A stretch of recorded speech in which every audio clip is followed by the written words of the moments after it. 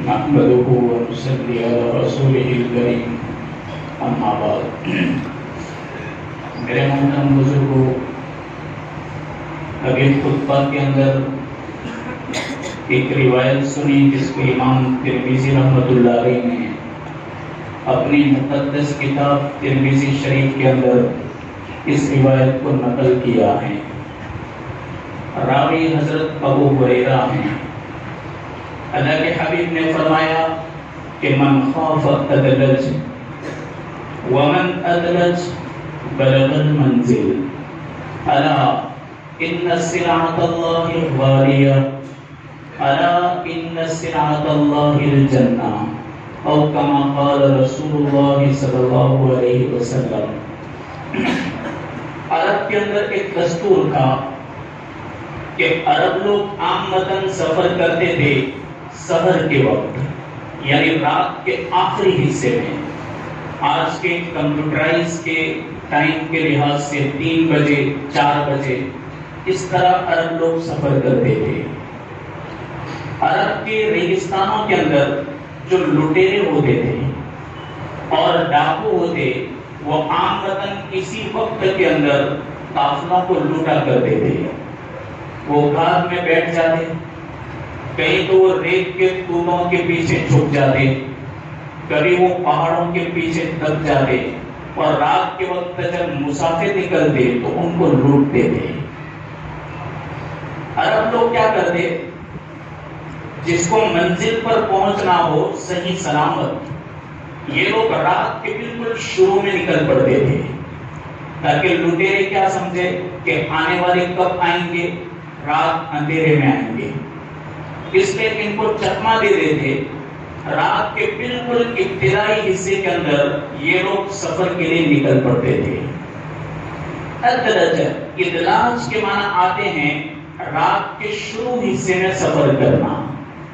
آپ نے فرمایا کہ عرب لوگ جس طریقے سے اپنی منزل تک پہنچنے کے لیے صحیح سلامت رات کے بالکل ابتدائی حصے میں سفر میں چل پڑتے ہیں. آپ نے فرمایا من خوف ادلج، جو لٹیروں اور ڈاکوؤں سے ڈرتا ہے وہ شروع رات سے چل پڑتا ہے. ومن ادلج بلغ المنزل، اور جو آدمی شروع رات میں نکل پڑتا ہے وہ منزل تک پہنچ جاتا ہے. کیا الفاظ ہیں، بہترین الفاظ ہیں، جوامع الکلم ہیں. آپ نے فرمایا کہ جو قافلہ رات کے شروع حصے میں نکلا وہ صحیح ساری منزل تک پہنچ گیا، لیکن اس قافلے کو قربانی دینی پڑے گی. کیا قربانی؟ کھانے کو آگے پیچھے کرنا پڑے گا، نیند کو آگے پیچھے کرنا پڑے گا. اس لیے کہ سحر کے وقت جو نکلا وہ تو آدھی رات سو جائے گا، اپنی تمام ضرورتوں کو پورا کرے گا. اس کے بعد پھر وہ سحر کے وقت اٹھ کر کے جائے گا. اس کو زیادہ سہولتیں میسر ہوں گی. اور جو شروع رات میں نکلے گا اس کی نیند قربان، اس کا کھانا قربان، ہر قسم کی ضرورتوں کو قربان کر کے اپنی منزل تک پہنچنے کی کوشش کرے گا. آپ نے فرمایا الا ان سلعة الله غالیہ، سنو اللہ کا سودا سستا نہیں، اللہ کا سودا بہت مہنگا ہے، بہت مہنگا ہے. اور وہ مہنگا سودا کیا؟ الا ان سلعة الله الجنہ، یہ سودا کون کرتا ہے؟ اللہ. کس کے ساتھ کرتا ہے؟ ہم سے. کس چیز کا کرتا ہے؟ جنت کا. سوداگر بھی بہت بڑا ہے، تاجر بھی بہت بڑا، اس کی چیز بھی بہت بڑی.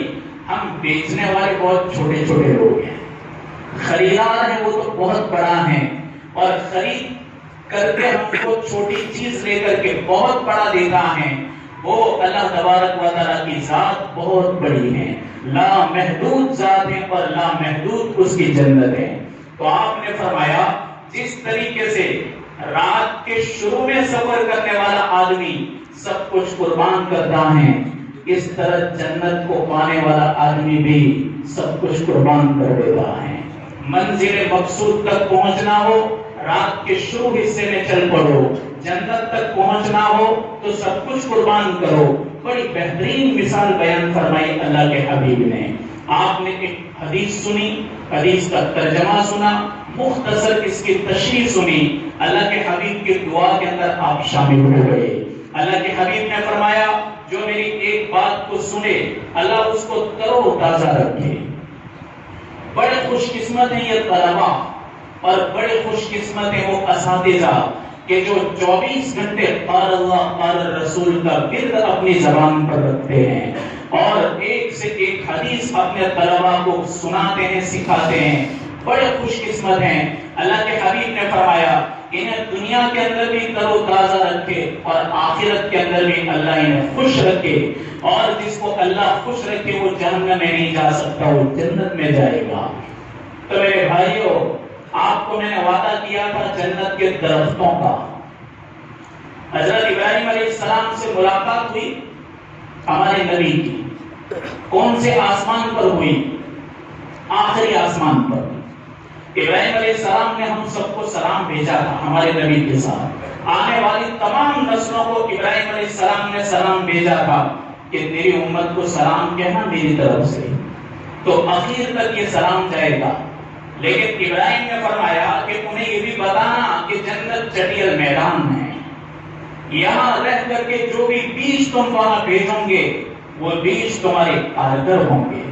سب سے چھوٹا بیج آپ نے فرمایا سبحان اللہ و بحمدہ سبحان اللہ العظیم۔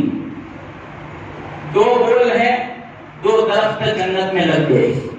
کیسے درخت لگے؟ ابو ہریرہ فرماتے ہیں کہ اس کے سائے میں ایک تیز رفتار گھوڑا چلانے والا 100 سال تک چلتا رہے لیکن اس کا سایہ پورا نہیں ہوگا۔ وَظِلٍّ مَمْدُودٍ، اللہ قرآن میں فرماتے ہیں لمبے سائے، کتنے لمبے؟ 100 سال تک جنت کے درخت کا سایہ پورا نہیں ہوتا۔ کعب احبار رضی اللہ عنہ یہودیوں کے بہت بڑے عالم ہیں، جب ان کو یہ حدیث پہنچی ابو ہریرہ کی تو کہنے لگے ابو ہریرہ نے سچ فرمایا، قسم ہے اس ذات کی کہ جس نے توریت کو موسیٰ پر اور قرآن کو اللہ کے حبیب پر نازل فرمایا۔ ہماری مقدس توریت کے اندر بھی یہ بات ہے کہ جنت کے درخت کا ایک تنا، صرف ایک تنا یعنی کھڑیا، آپ نے فرمایا کہ ایک اونٹ کا بچہ ہو، اس کو خالی تم تنے کی ارد گرد پھراؤ، یہ جوان ہوگا، بوڑھا ہو جائے گا، مرنے کے قریب ہو جائے گا، لیکن وہ تنے کا چکر نہیں کاٹ سکتا۔ کتنا موٹا وہ تھڑ ہوگا تو اس کی ٹہنیاں کتنی بڑی اور اس کے پھل کتنے بڑے ہوں گے۔ جنت کے درخت پر آنے والا ہر پھل سیزنیبل نہیں، ہمارے یہاں سیزنیبل ہوتا ہے، سیزن آیا اور کھلا کر چلا گیا۔ پھر وہ کولڈ اسٹوریج والے کیا کرتے ہیں، کولڈ روموں کے اندر رکھ دیتے ہیں اور پھر سیزن چلی جائے تو 3 گنا بھاؤ کر کے ہم کو کھلاتے ہیں۔ لیکن وہ سیزن کے بغیر کا ہوتا ہے تو ہماری باڈی پر کوئی کارگر بھی نہیں ہوتا۔ ہر پھل اپنی سیزن کے اندر کامیاب ہوتا ہے، سیزن ہٹ گئی تو بات پوری ہو گئی۔ اللہ نے وہاں کے پھلوں کو کولڈ اسٹوریج کے اندر نہیں رکھا، جیسے ہی جنتی نے ایک پھل توڑا فوراً اس کی جگہ دوسرا لگ گیا۔ اللہ کے نبی کے پاس دیہاتی بہت آتے ہیں، دیہاتی انداز میں سوال کرتے ہیں۔ اب وہ دیہاتی کھجوروں والا تھا، کھجور کے باغ تھے، ہمارے نبی کو آ کر کہنے لگا یا رسول اللہ، ارے جنت میں تو کانٹوں والا درخت ہے۔ کہا کون سا؟ کہا کہ آپ نہیں پڑھتے فی سدر مخضود، بیری کا تذکرہ ہے، بیری کا، اور بیری کا جو درخت ہوتا ہے اس پر کانٹے ہوتے، کیسے نوکیلے کانٹے ہوتے، لیکن بچے تو پتھر مارتے ہیں، لکڑی مارتے ہیں، بیر گراتے ہیں۔ وہ دیہاتی کہنے لگا کہ آنکڑے جیسے کانٹے ہوتے ہیں تو جنت میں تو کانٹا لگے گا۔ آپ نے فرمایا کہ تو بیوقوف پڑھتا نہیں، فی سدر مخضود، بے خار بیریاں، بغیر کانٹے کی بیریاں۔ قرآن نے کانٹے دار نہیں کہا، بغیر کانٹے کی بیریاں۔ وہ کہنے لگا کہ بیر کتنا بڑا ہے؟ کہا کہ تو نے ملک شام کے مٹکے دیکھے ہیں؟ کہاں کتنے بڑے ہوتے ہیں؟ اتنا بڑا مٹکا ایک مٹکے کے برابر ایک بور ہوگا. کتنا بڑا ہوگا؟ ہمارا بڑے سے بڑا مٹکا ہو. آپ نے فرمایا کہ وہ بیر 72 کانچ کے اوپر کٹے گا، اس کے ٹکڑے پر. یہاں بہت بڑے بڑے تربوز ہوتے ہیں تو اس کے ٹکڑے کر دے دو، بہت بڑا ٹکڑا ہوتا ہے. آپ نے فرمایا کہ 72 کانچ کے اوپر کٹے گا، ہر چیز کا کلر الگ، خوشبو الگ اور ذائقہ الگ. ایک بیر پورے خاندان کو کافی ہو جائے گا. آپ نے فرمایا.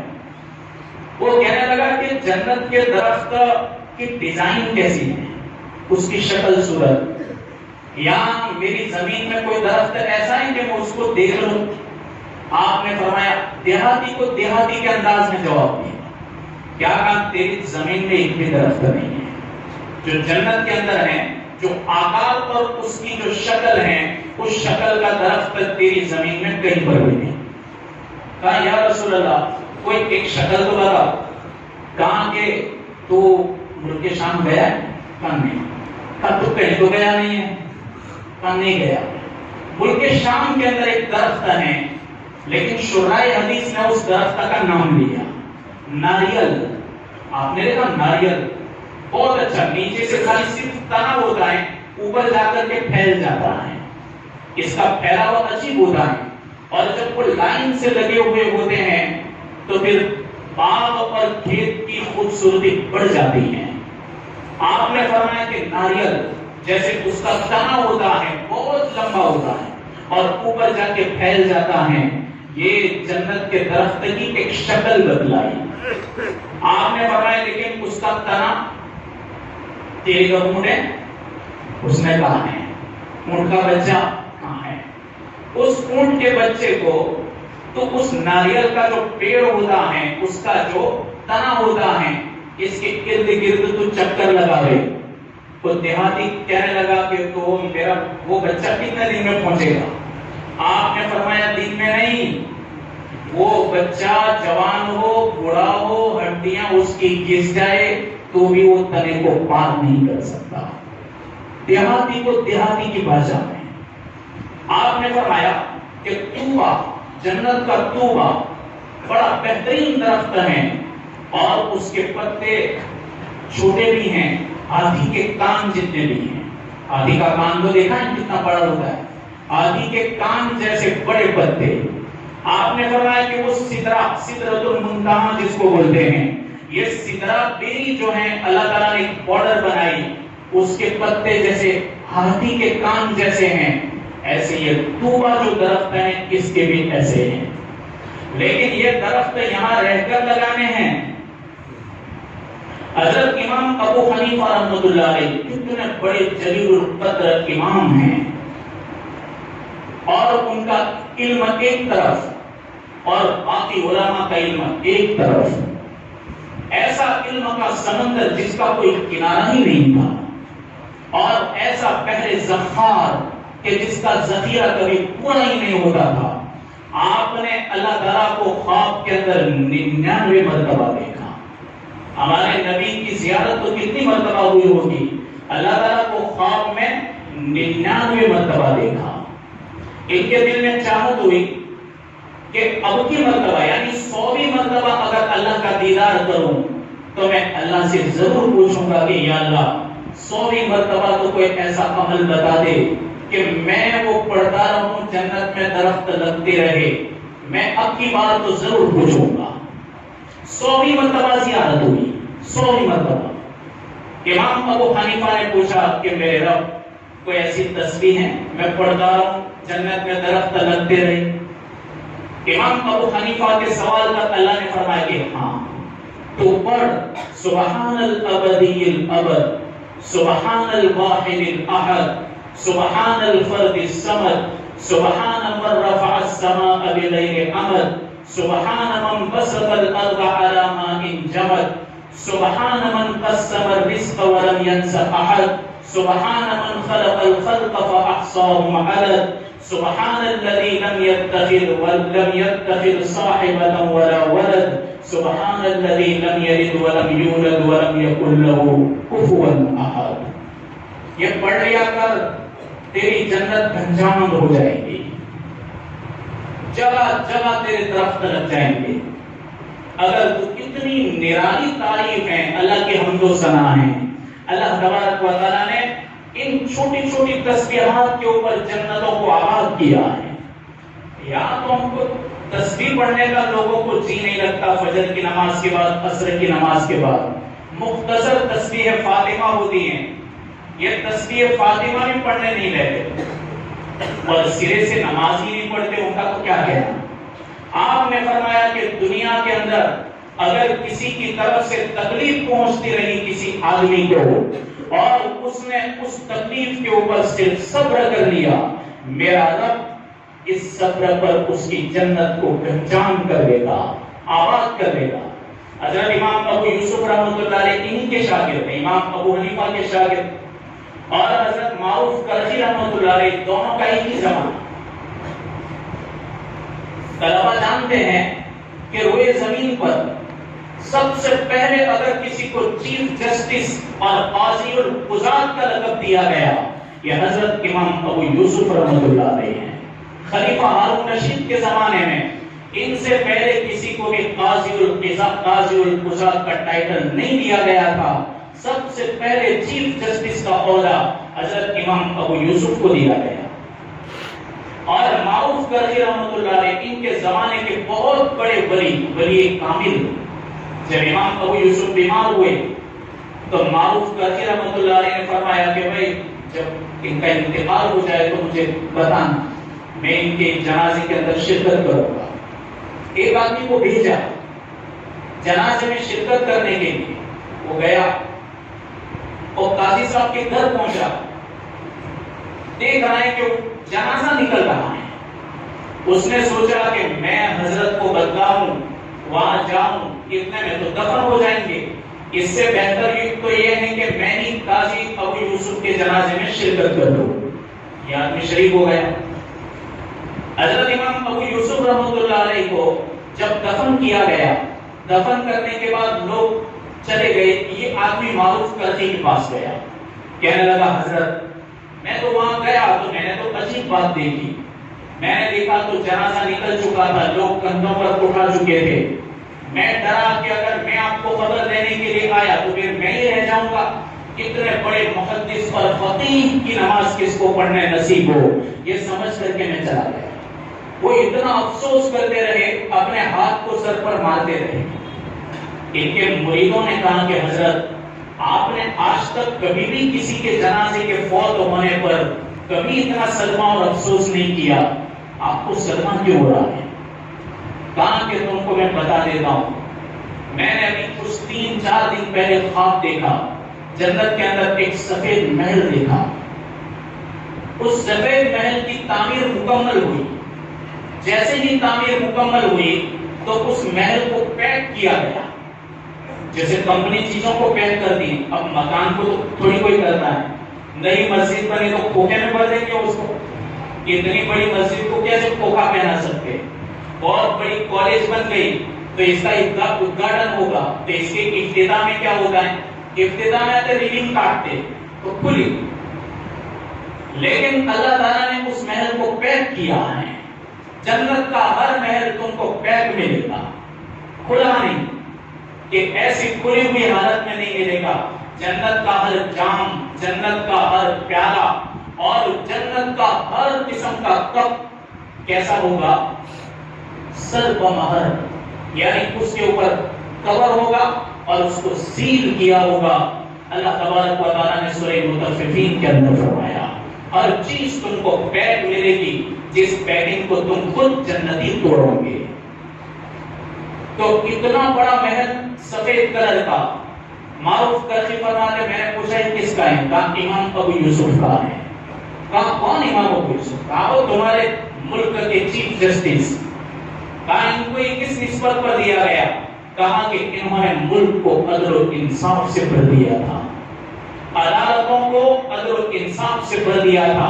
اس کے علاوہ حاسدین نے ان کو بہت ستایا اور ہر ستانے پر وہ صبر کرتے رہے. اس صبر کے صدقے میں ان کو یہ محل خصوصی طور پر الگ سے دیا جا رہا ہے. تو اللہ تبارک و تعالی ہمیں بھی اگر کسی کی کوئی ایذا ہو، ایذا سے ہم نے اگر صبر کر لیا، اللہ تبارک و تعالیٰ قیامت کے دن ہماری صبر کو ضائع نہیں کرے گا۔ اللہ تبارک و تعالیٰ اس کا بہترین بدلہ ہم کو جنت الفردوس کے اندر عطا کرے گا۔ باقی بہت سارے درخت ہیں، وہ انشاءاللہ موقع پر اس کے احوال آتے رہیں گے۔ اللہ تبارک و تعالیٰ ہم کو وہ نعمتیں پانے کے لیے جو اعمال کی تیاری کرنی ہے، اللہ تعالیٰ ان اعمال کی تیاری کرنے کی ہمیں توفیق عطا فرمائے۔ موت سے پہلے موت کی تیاری کرنے کی توفیق نصیب فرمائے۔ موتیں پھر آتی ہیں، بڑی بہترین آتی ہیں۔ حضرت مولانا الیاس کندھروی رحمۃ اللہ علیہ کتنا بڑا آدمی ہے، اللہ نے کتنا بڑا کام لیا اس آدمی سے، اور اس کے کام کو اللہ نے کتنا قبول فرمایا۔ ان کے والد صاحب تھے مولانا اسماعیل کندھروی رحمۃ اللہ علیہ۔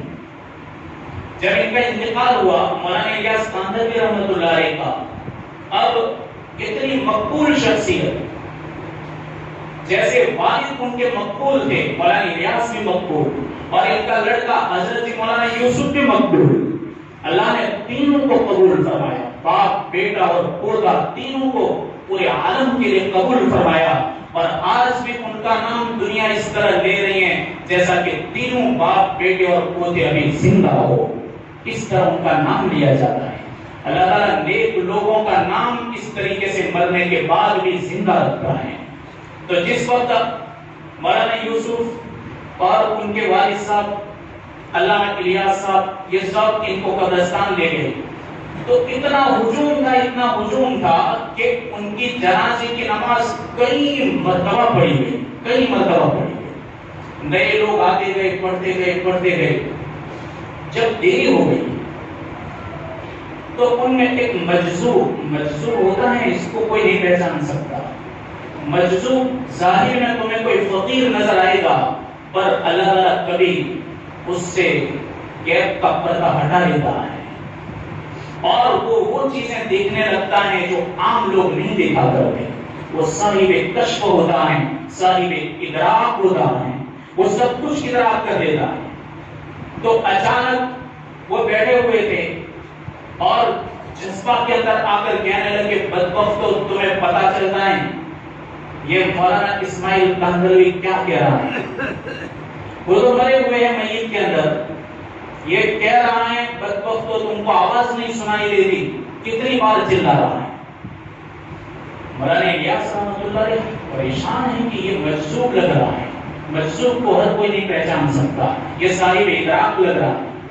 وہ کہنے لگا کہ بے وقوفو، یہ کہہ رہا ہے کہ جلدی کرو، ادھر میرا نبی صحابہ کو لے کر استقبال کے لیے کھڑا ہے، تم یہاں دیری لگا رہے ہو، اور میرا نبی ادھر حضرت عمر اور صدیق اکبر کو آگے لے کے کھڑے ہیں، تم یہاں دیری لگا رہے ہو۔ میرے بھائیو، جس وقت موتیں آتی ہیں تو اس قسم کی موتیں آتی ہیں، اللہ تعالیٰ موت کو بھی اس طرح قبول فرماتا ہے۔ اللہ تبارک و تعالیٰ ہمیں بھی خاتمہ بالخیر نصیب فرمائے، اور حوادثات پر اچانک کی موت سے ہماری حفاظت فرمائے۔ ہمارے یہاں مقام مدرسہ ہے ساولی، وہاں کوئی 350 بچے ہیں، 5.5 کا ان کا سالانہ خرچہ ہے۔ میرے بھائیوں، ہر جمعہ کو اعلان ہوتا ہے، بس آج اس نیت سے دو کہ یا اللہ ہم نے یہ تیری بنی ہوئی جنت کا تذکرہ سنا اور سودا کیا۔ جب بھی کوئی نیت بنا لو کہ یہ سودا کیا، آج ہم نے جتنی نعمتوں کو سنا وہ نعمتیں ہم نے اس کے بدلے خریدی، بس یہ نیت کر رہے ہیں کہ انشاءاللہ نہ ملے تو مجھے وہاں بتانا، مل جائے گی، گارنٹیڈ بات ہے، اللہ اور اس کے رسول کی بات ہے، میرے جیب کی بات نہیں کہہ رہا، اللہ اور اس کے رسول کی بات کہہ رہا ہوں۔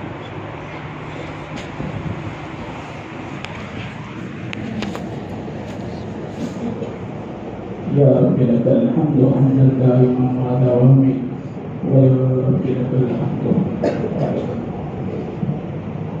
اللهم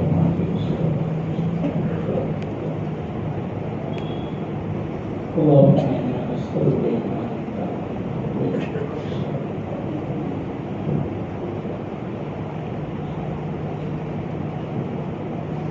اللهم انا نسألك